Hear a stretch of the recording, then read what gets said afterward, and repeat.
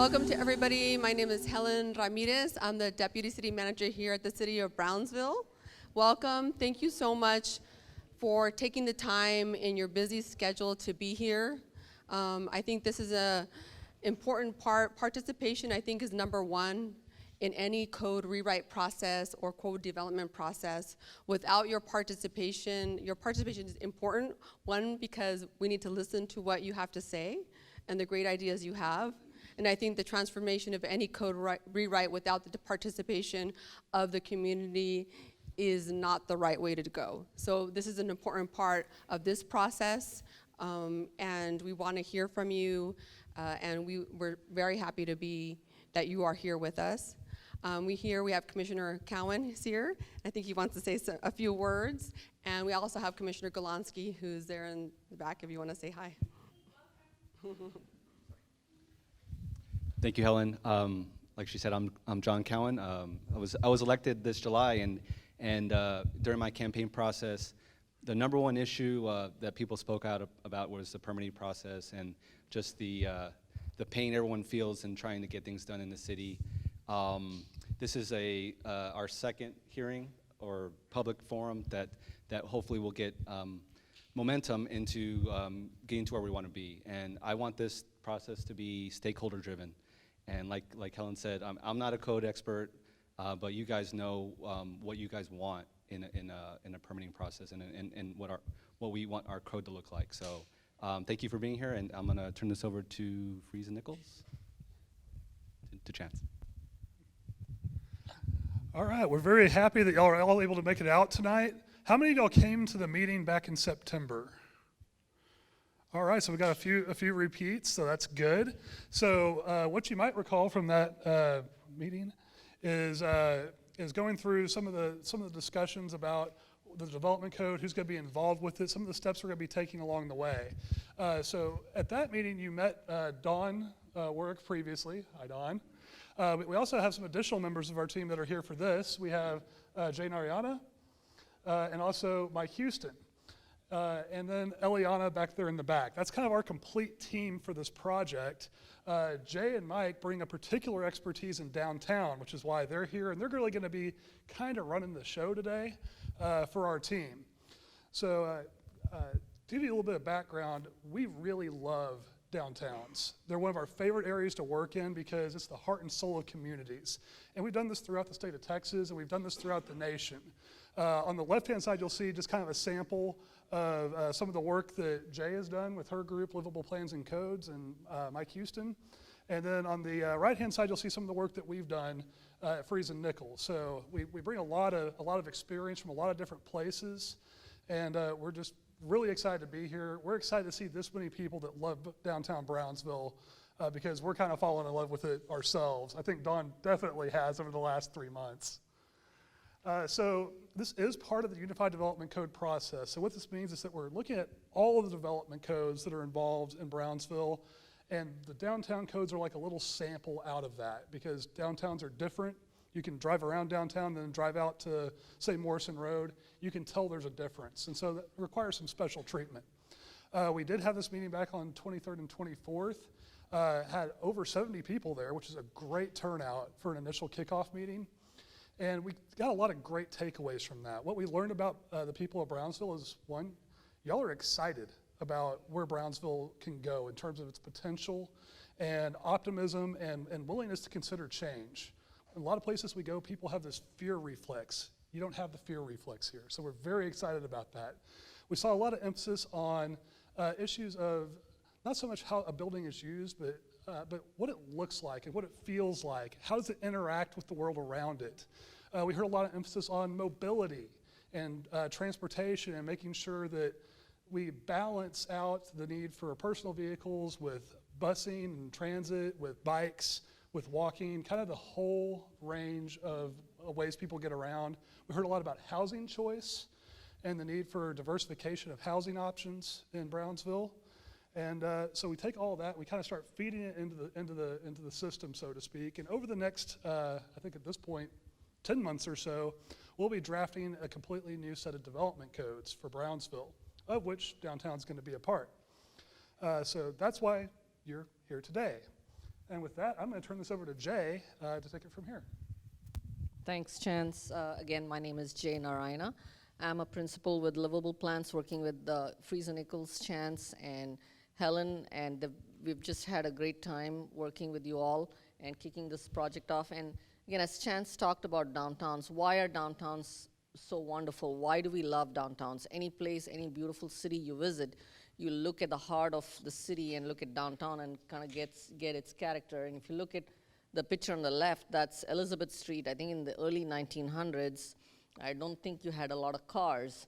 And you had a lot of New Orleans-style buildings, but Elizabeth Street doesn't look really like this anymore. And then you look at the culture and of the city, and it's intertwined with it being a border town, and that's something that is celebrated too.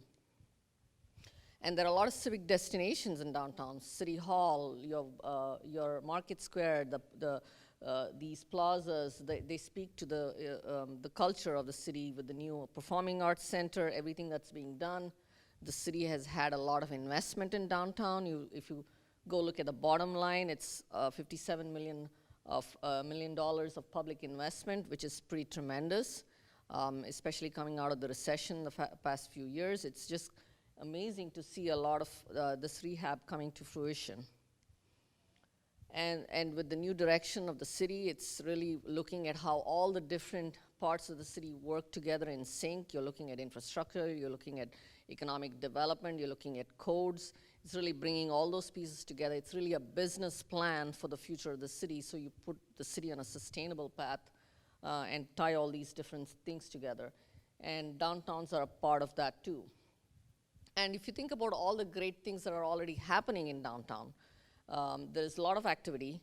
When you look at some of the pictures, they look like there aren't many people, and you walked around today and it's really alive and vibrant. You have a lot of local retail, which many downtowns actually are desperate for. There are a lot of shut storefronts. Here you have the cross-border traffic, which adds to the economic development activity that you do have. You have significant potential for adaptive reuse. When you talk about adaptive reuse, it's all these beautiful historic buildings. Maybe the upper floors are empty or the back of the storefront is empty. There's all this potential for new uses and new life to be brought into them. You're actually seeing some of that happen slowly. And why do we want to do this? It's all about quality of life, right? What are we investing in as a community? You look through the lens of quality of life when you're investing in sidewalks and parks and streets, and whether it's a farmer's market. It's really about investing in quality of life. And then with that context, what is the vision for Brownsville? And I know as you walked in, you saw some boards, so we'd like some direction from you all as to what you think should be the priorities for downtown Brownsville. And what we will do is take those priorities and develop your zoning tool to implement that.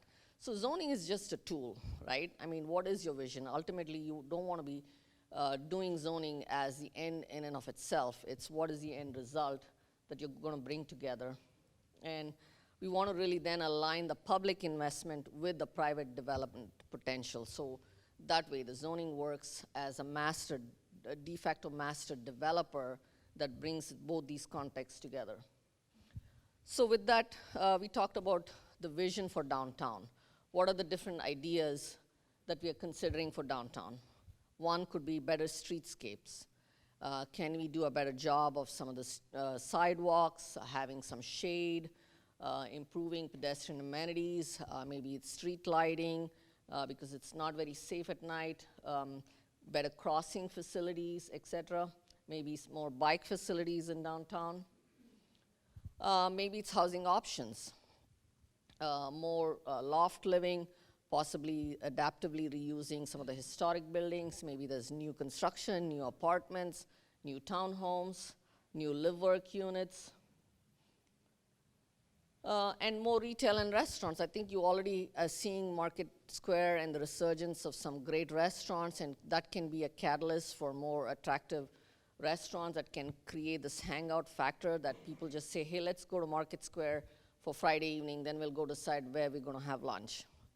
So that could be a great way to invest in downtown. What about building aesthetics? You have a lot of historic context in downtown, so how do we kind of bring that out? So there are many priorities. The issue is that you're not going to be able to achieve them all, or at least if you try to do them all, you may never do a good job of any of them. So let's try and identify 2 or 3 that are high priority items that we can address. And what about public spaces, public plazas, pocket parks, trails, bike facilities? You already have the history of cycling in downtown with Cyclobia, and how can we kind of build on that success? So why are we talking about this? It's really to change your zoning, right? But to change the zoning, we need a vision for what we're trying to achieve. So this is a way of getting at that. A lot of the problems with the existing zoning, because it's most probably not changed to the 1970s or 80s, you know, when it was a car-oriented city back then, we only address what happens on private property. It's really what happens on the lot. It really doesn't relate to what's happening next to it. Maybe you put the parking in the front, the building is set back, and that really doesn't work in a downtown context. A lot of times you're really talking about height and floor area ratio, possibly density, what is the use, you know, and then how far away from the street is it. Maybe there's some interest in facade design, maybe there's historic development regulations, landscaping, signage. So it's mostly a lot of times car-oriented, right? It's really a struggle to get development that's in the right context in downtown. And historic preservation sometimes usually just lands on top of it. So if you look at the existing zoning map on the right, there's like the base colors, and then you have a bunch of lines drawn on top of it, and it's really like a spaghetti, you know, spaghetti soup where you really don't know what's happening. So what is a form-based code? I know we've talked about form-based code as a tool for downtown, so it's really, what does that actually do? It's like, what is the form that we really want in downtown? What kind of buildings? How far should the buildings be? What is the form of the building? And implement that specific vision. Focus on the character of downtown, because Elizabeth Street is not the same as any other street in the city. So we make sure we actually implement specific vision for specific locations in downtown. You know, we don't really care so much of the use. Maybe the use changes. Today it's an office. Tomorrow it could be a restaurant, and you know, 10 years down the road there may be a new use that we are not aware of. So we don't really worry so much over the use. The form is more important. We want to streamline regulations, so when you come to develop in downtown, you don't end up with, okay, I need to know what my use is here, and then I need to know what my overlay is here. Maybe the design standards are in the overlay, and the setbacks are in a different location. We really want to streamline that. It's really about making it easy to do the right thing. The last thing a developer or an investor wants is a surprise in the end, and they realize that their project has to be redesigned, and it doesn't pencil out. So how can a form-based code be better? Again, it's allowing mixed use by right, maybe allowing residential densities, residential development by right, really about allowing people to build more on their lot, possibly bringing the buildings closer to the street. So you can see on the building on the right there, you have a 7-Eleven today, maybe you have offices upstairs and residential above that. And maybe if the offices were to go away, you can easily put you know, residential back there. If the 7-Eleven were to go away, another store would easily be able to fit in there. You don't really have to scrape that building down and then rebuild it. That's the reason why downtowns have flourished for generations. So again, it's not just addressing how the building sits on a lot, it's how does it sit on a lot relative to the street, relative to what's happening next to it. It's really to make sure that the street becomes the public space in the city, in downtown. So the ultimate goal is for development to be more pedestrian oriented, so it's easier to walk. So you can see on the image on the right, it's really about, you know, where should the building be placed on the lot, where should parking be located, etc. And if you think about form-based codes, there is no one size fits all. We did write a form-based code for Padre Island, but that you can't just take that and put it here because it doesn't work. That works for Padre, it doesn't work for downtown Brownsville. Because you look at sidewalks, how wide is a sidewalk? Is it brick? Is it concrete? Do you have trees? What type of trees? How high are they? Public art, if that's placed on the sidewalk, how does it relate to what's happening with street furniture? If you have seating, if you have street lighting, signage, the building itself, how that relates to what's happening on the sidewalk. So there's a lot of things going on, and there's no one size fits all. If we establish a standard that says you need 8 feet of sidewalk, it may be 7.5 in some contexts, it may be 12. So it's not as simple as we think existing zoning is. It's a little bit more complex than that.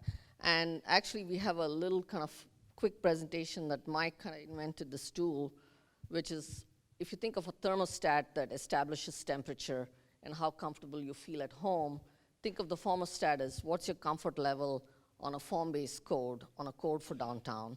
And this will help you hopefully get you thinking about where do we want to set the temperature for downtown.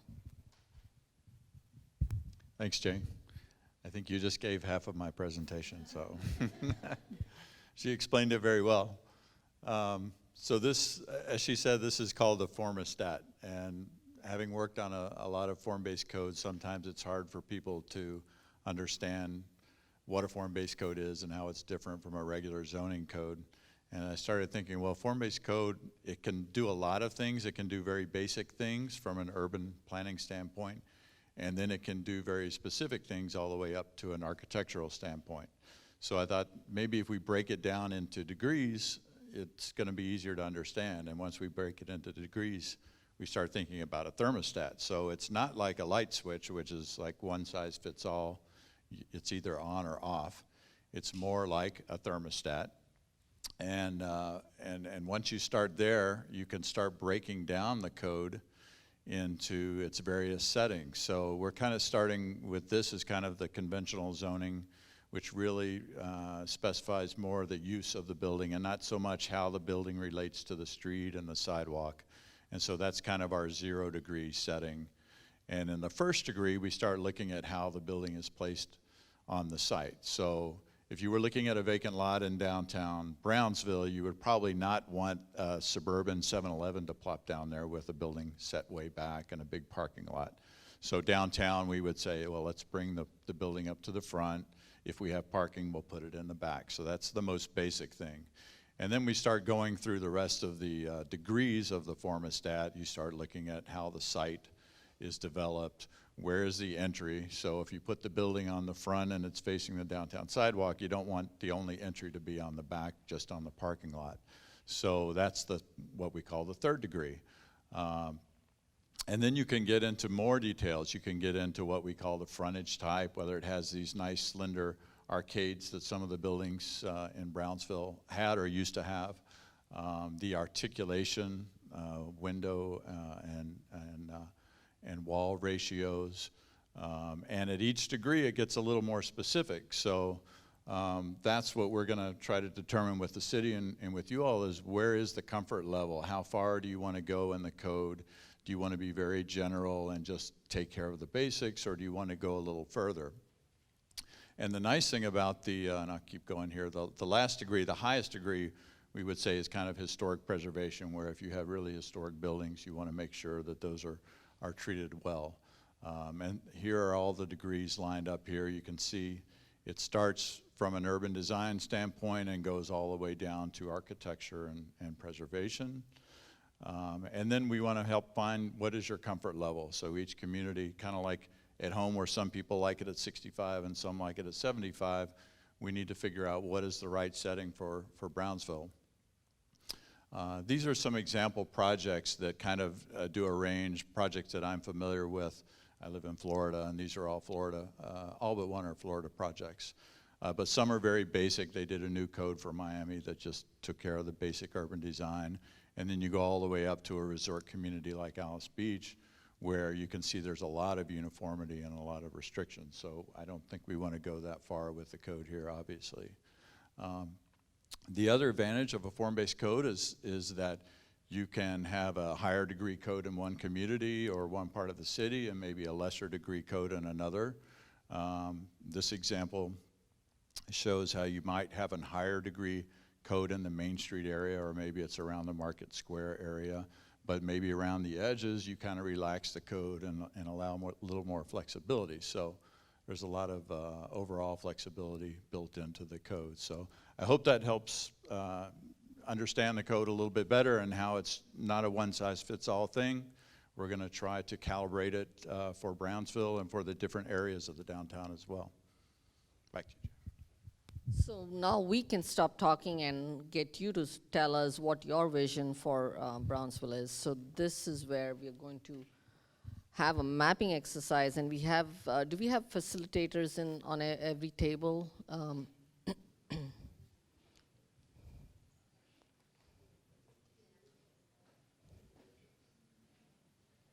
So you're combining those two tables? Okay, okay.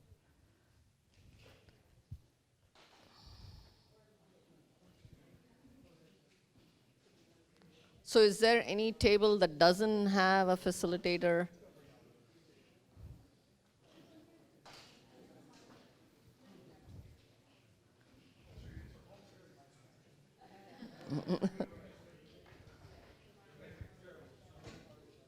So is there anyone in that? Where's Mike? Okay, you'll do that? Okay, great. There are, I think, two tables if you want to have Spanish-speaking tables. Those are 5 and 2. Do we have one person in every table? Yeah, okay, great. Thank you all. So basically what we want to do is take a few minutes, and your facilitators will walk you through the exercise, and it's really asking you about what are downtown's assets, weaknesses, and opportunities. So it's a way of kind of articulating that so we understand what are the places in downtown Brownsville you like, so we can make sure the code at least implements that vision. I think we'll have 20 minutes for this, so I can kind of remind you guys when you're about 5 minutes to your time limit. Yes, and one other thing, if you have to get your parking validated, please make sure you do that before you leave at the front desk. And then before you leave, we do have some exercise, some information we want you to provide us on those boards. We'll have people handing you some dots.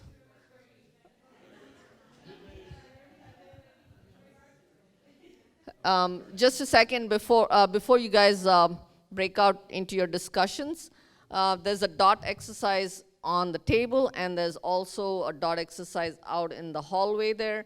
We have 2 sets of boards, one to the right and to the left as you walk out. We'll have folks handing out some dots. There'll be 1 set of red and green dots. You'll get 12 of each. So you can put those red dots for the things you don't like, green dots for the things you like on the images on the right. And on the left are those priorities we talked about, the streetscape, the housing, choice, and all those different ideas. And you'll be given 3 blue dots, and you only have 3. You have to pick 3 of the ones you like, and that are your priorities. You don't have to use all your dots. If you don't like any of them, or you hate all of them, you can decide how best you want to use those dots. And don't be swayed by others' dots. Yeah, please, if somebody has all red dots and you want to put a green one, go right ahead.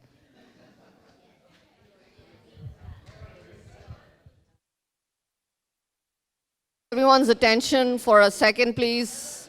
Is any of the groups, are they done with most of their discussion and their dots? Is there any table? Okay, do you guys want to go first with the report out? Just take 2 minutes and summarize what you discussed, and where are your red dots and where are your green dots, and just 2 minutes.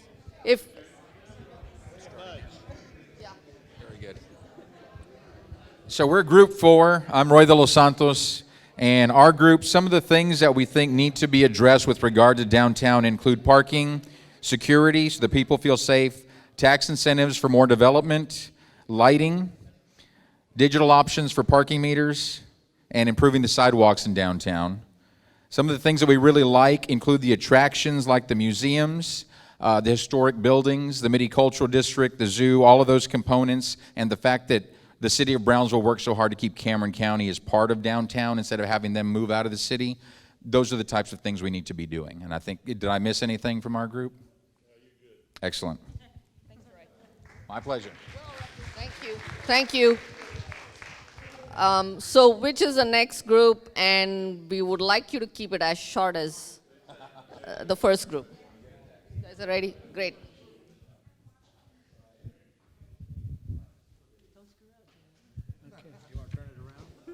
It would help. The thing that attracted that our table is unanimous on is that we really would like to see a lot more pedestrian involvement, a lot more family involvement as opposed to the 20 to 35-year-olds in order to make it more of a family event. We've noticed that certain types of restaurants and that are not alcohol related seem to draw more families. So to the extent we could do that, we also really, I believe, are unanimous in that we should have more development of lofts in residential areas and try to figure out innovative ways of parking, maybe not parking garages, but figure out where you can maybe park actually underneath the building that you are going to live in. We would like to see more tourism, pedestrian tourism, historic touristic events, and also maybe birding events, things like that. Just bring people from outside the town to Brownsville to stay down in what's the gem of the area and enjoy it and pass it on, sort of like you would do in New Orleans or something like that. We would also, I think we believe that there are certain types of businesses that tend to keep people away from downtown Brownsville. Hate to say it, but plasma centers might be one of them. Social centers might be another thing. So we would ask that the city be a little bit sensitive to that, because that's going to drive away a lot of people for whatever reason. And I think that's about where we're at. The fact that we don't have a food store is detrimental to any growth. So somehow Brownsville and or our community needs to figure out how to way to bring some sort of food source there, so to promote people to live downtown and to be more pedestrian and enjoy that area. Thank you. Thank you. Next group, can I come to this table? We'll just.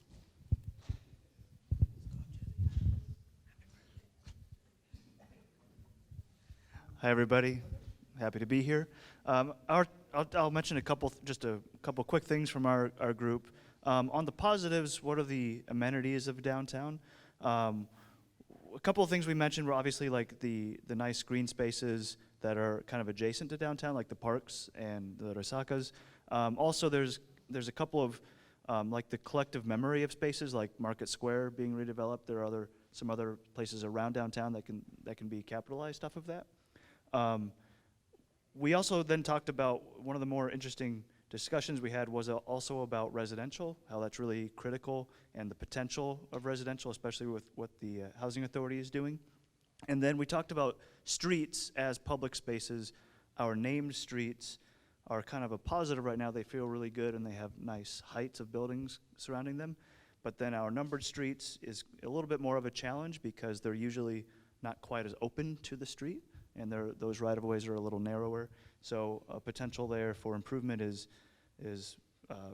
recommend more openness, more kind of accessibility to those numbered streets.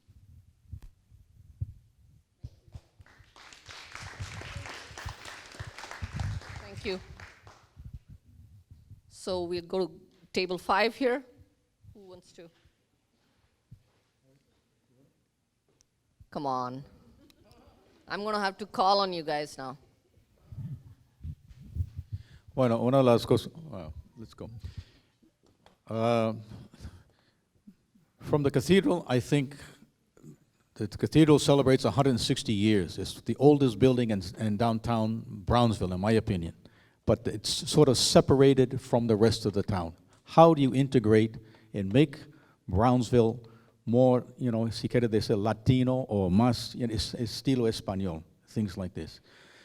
Better mixed housing.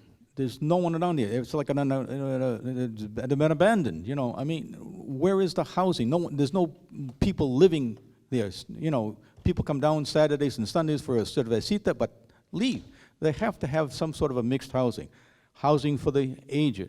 Housing maybe for the jóvenes that live on the other side of the university. You know, a mixed type of housing. Also, if Brownsville is the center of this Cameron, why isn't there like a federal or a state agency that's located here that will bring people down here on a daily basis? You know, it's like very much of a weekend type of living and experience. Okay, better use of the river. I mean, you know, we talk about Texas, but what about San Antonio? I mean, okay, now there's not a problem. Maybe we ought to see it as something positive. How can we integrate the river and the waterways as a better attraction points and things like this? Maybe to make it declare it a zona franca, you know, or something like this to give a tax write-off for things, you know. There's a lot of ways to do this. I mean, you know, you can restrict it and give a 10-year tax write-off and put people down there and then, you know, attract people to the area. So in other words, you know, make Brownsville not simply a place to visit, you know, and not a lugar también por los vampiros, but odiar, you know, some place where you can get, you know, a lifestyle that's a little bit more, you know, integral, you know, in family. You know, it's not simply for, you know, older people or middle-aged people like that, but, you know, family type of thing. You know, what are we going to attract the people down here? You know, not myself. Thank you. Who wants to go here? Thank you. Okay, so our dots are all over the place, so I'm going to try and follow it from left to right. With regards to opportunities or what we see that needs to be improved, we see a lack of retail diversity. So there are certain stores that are of interest to certain individuals, but then there might be some people that may not go downtown because they don't have a store there that really is attracting to them. So lack of retail diversity is one. Another is lack of financial assistance to entice future investors. So that's something that's also very important. How can we bring in individuals to come in and invest in the downtown area? What do we have to implement? Another is a good mix of land uses as we move forward. Again, a balanced transition from commercial to residential, and it was mentioned about the Housing Authority and what the plans are with the Housing Authority looking at the El Jardín building. And then another negative is, unfortunately, we see a lot of homeless individuals, and that's not only here in Brownsville, but we see that a lot in other downtown areas. So how can we learn from other communities and how to address the homeless issue? Another negative is that there are some buildings in the downtown area that, for a lack of a better phrase, have the oldest profession coming out from there. So the Colonial Hotel was one that was identified, and that is obviously a big concern for us at the Housing Authority because we will be bringing families across the street to El Jardín. So that's something that we feel definitely needs to be addressed. The other is the lack of food, healthy food, accessibility to healthy food. So we also know what's going on with HEB, so how can we help to bring in other options and opportunities for families there? And moving to the good things, So we see that the presence of local governments offices in the downtown area is a big thing. We have City Hall, we have the county as well, we have Community Development Corporation of Brownsville, we have United Way, and then we also have already the Housing Authority with Via del Sol already there in the downtown area. So I think that's a good thing. The other is the proximity to the universities, UTRGV, TSC, and then just looking at the student population, the diversity of student population coming in and impacting the downtown area. And finally, the beautiful architecture of the buildings in the downtown area. It's something that's very historical, very beautiful, and something that we can build on. Thank you.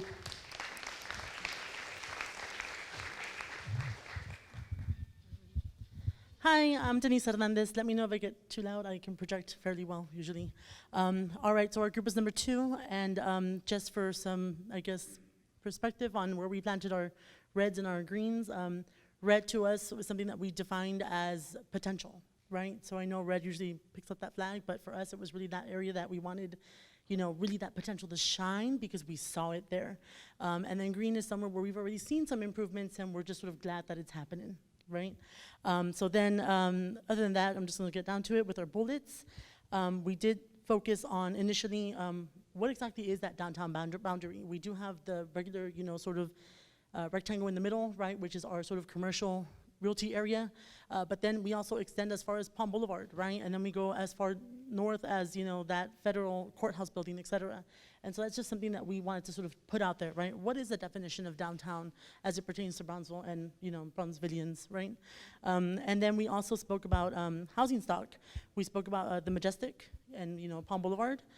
We spoke about how those areas can be enhanced by, you know, the beauty of the buildings and the architecture and refurbishing that, but then also something as simple as, you know, metal shreds that are sticking out of the sidewalk that can be fixed, and that's pretty simple, right? So something as complex and then something that's very simple, but both can be sort of enhanced. And then we also got into the Capitol Theater. We spoke about the entrance from Elizabeth Street, right? We spoke about those marking areas that people that are not from Brownsville are generally going to be coming down. So like International, Palm Boulevard, Elizabeth, those are our main streets, and what can we do for them to sort of display our artistic value within the folk culture that we have here in Brownsville, right? And just make that, at least something that's more of a presence. Then we also spoke about Hotel Jardín.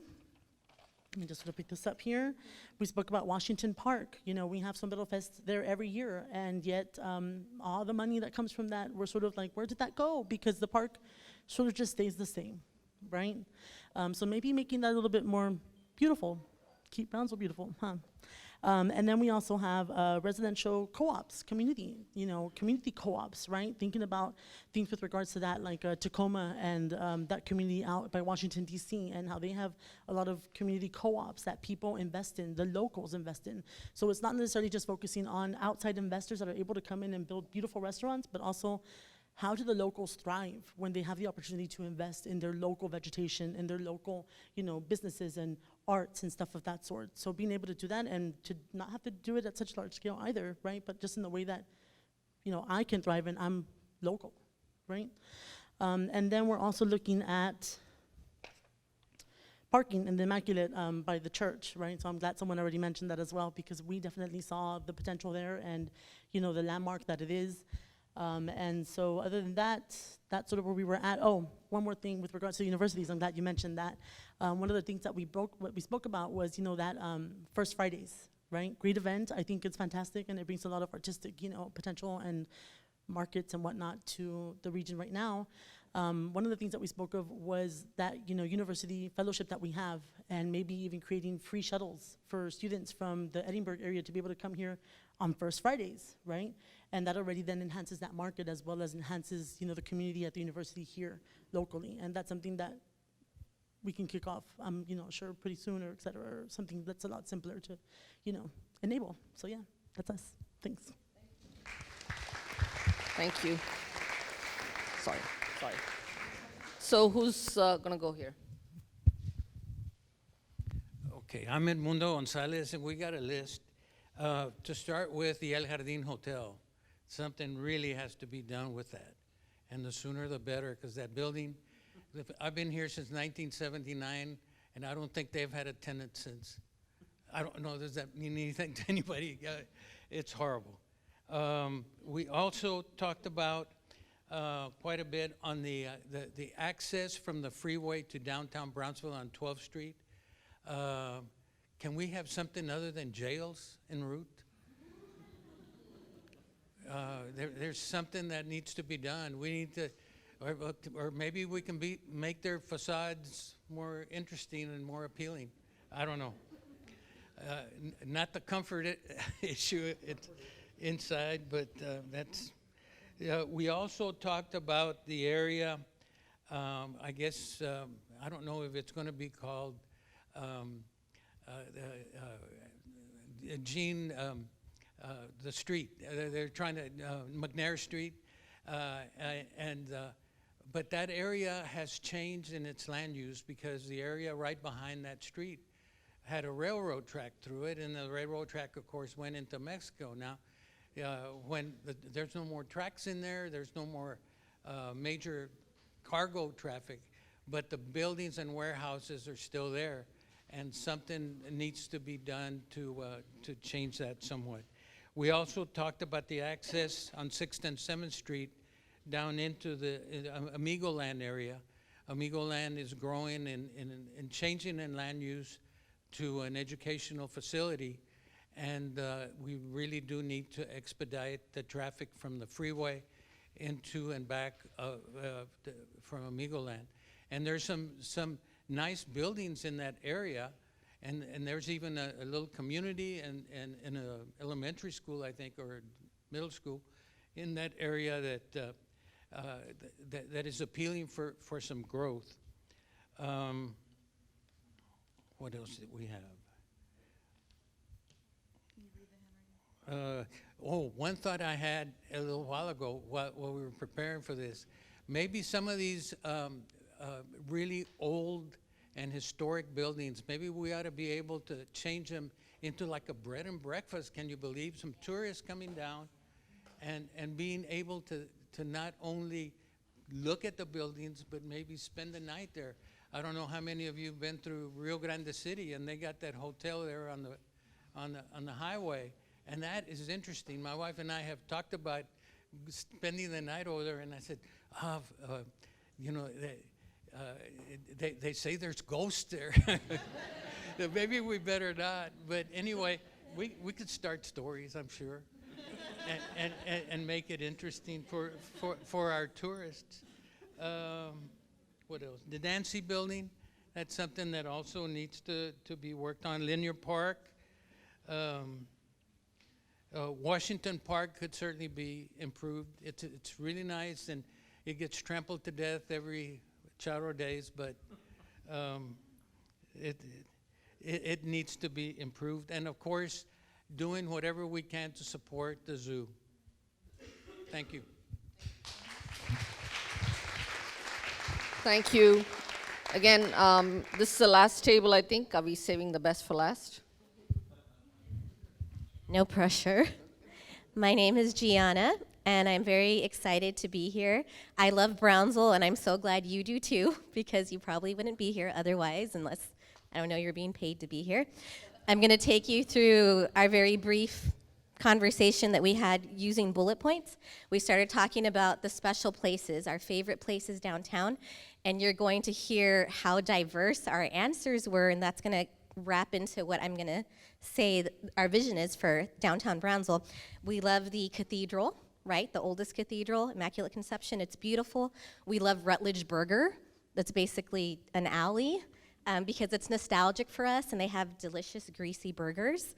We love Dodici's and the Main Street restaurant and Las Ramblas and these new sort of upscale areas that young people have brought to our city that are awesome.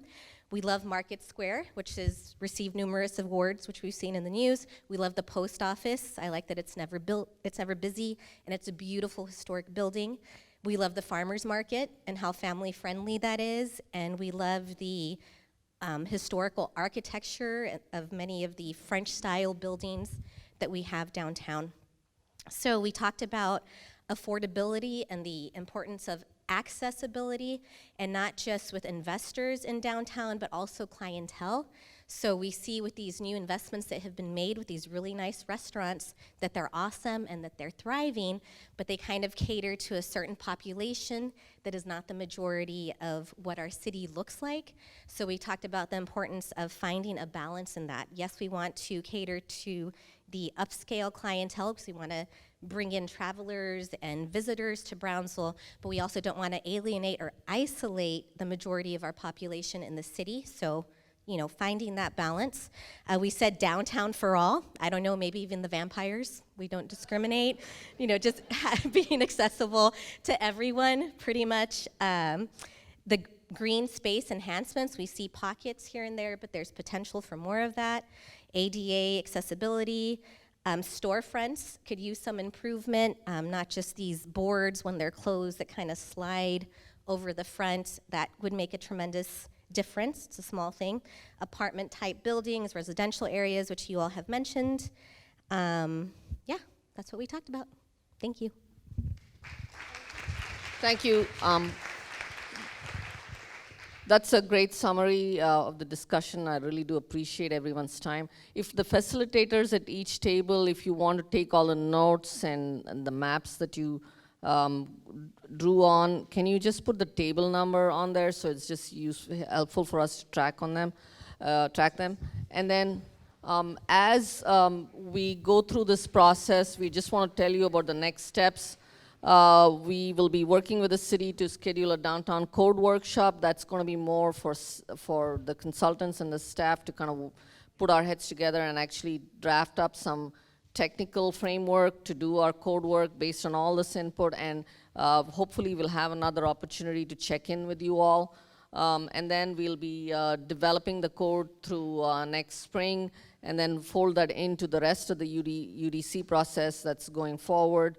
Helen, do you have a couple of things to add? I think, well, first of all, the excitement in this room is contagious. In my 20 years of career as an urban planner, I think this is probably one of the best stakeholder meetings. And don't tell my other cities that I work for that I said that. But I would say the integration of the Unified Development Code is important because that way we have one code. So you're not looking at in one code. What happens sometimes is cities have like smart codes, or they're not too smart because they're separate from the unified code. So making sure that it's unified in one code, streamlining is important. And we eventually next year would look at a permitting software system as well. But let's get our codes right, and then we can go to the next level. So really what you're doing is setting the foundation for what the code would be, rewrite would be. The integration of our building codes and our trades and how they facilitate this process is important. So we're not only looking at our development code or planning code, but our subdivision regulations, and then our building code, fire, and other trades, mechanical, electrical, and plumbing. Okay, and what does that mean with that adoption? Also, as part of the development or redevelopment of our downtown, you look at part of the ecosystem is, I heard a lot of the financial part. How do we, besides our Type A Economic Development Corporation, Type B, BCIC has a big grant for downtown improvements, but how do we augment and increase that financial ecosystem? And part of that is the commission is committed to a tax increment reinvestment zone, which will free up a lot of, and I know that's a lot to say, TERS, but we will go into that process with the commission and with you all later. Is what does that mean for a lot of communities? It's similar like tax increment financing. You may, it's a tool that cities use statewide and actually nationwide. It's just called different things in different states. But basically, that's looking at our capital improvements and the different programs that can be created to make this proactively get where we want to go, right? So we're looking at the whole ecosystem, not only the codes, the building trades, but also, the monetary and the capital improvement programs that need to complement that process. So I just wanted to add that to you. Thank you, Helen. We as planners and coders, we'd love to believe that zoning solves all problems, but it's not true.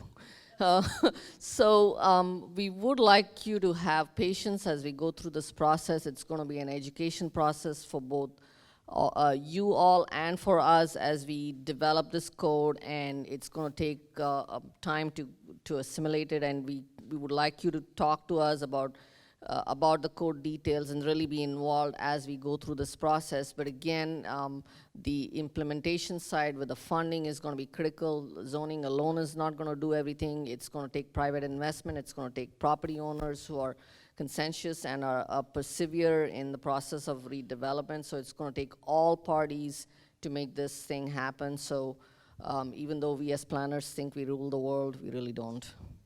So Mike, you have a couple of things to add? I was just going to remind everybody that you're actually not done yet. We have a little more input we want to get from you on the way out the door. We have fresh dots, so you're going to be sick of dots by the time you leave here. But you're going to get some more red and green dots, and we're asking you to look at the vision boards on the right. They're in the categories such as buildings and streetscapes and things. And just based on that initial visual impression, we're going to ask you to put green dots on the images that you like and red on the images you don't like. On the left side are two more boards. They're identical, one's in English and one's in Spanish. And we're going to ask you to use these blue dots to pick 3 of the 5 as your priorities. And they're things like streetscape improvements and more housing options and things like that. And that'll just give us a better idea of where to focus the code as we develop it. So, and I think that's the last thing. And if you want to trickle out instead of stampede out, so, because it's kind of narrow out there, so talk to your neighbor on the way out the door. And We do have fire here to help us with that, so. I just want to encourage folks not to put the dots on the picture itself, because what I've seen with other ones is once it starts to fill up, the people coming at the end can't see what the picture is. So if we could do like perimeter just to the side of it, that would be helpful. Actually, that's a good comment, very good comment, because maybe you like the building, but what you don't like is the chain link fence right next to it. So really the problem is maybe the chain link fence and not the building itself, just FYI. Chance, you have anything else you want to add? Oh, okay. Those, For those that haven't seen this issue, this is the latest issue of Texas Monthly, and there's a very nice article about Brownsville. great, wow. So all the developers will come storming in. Yes.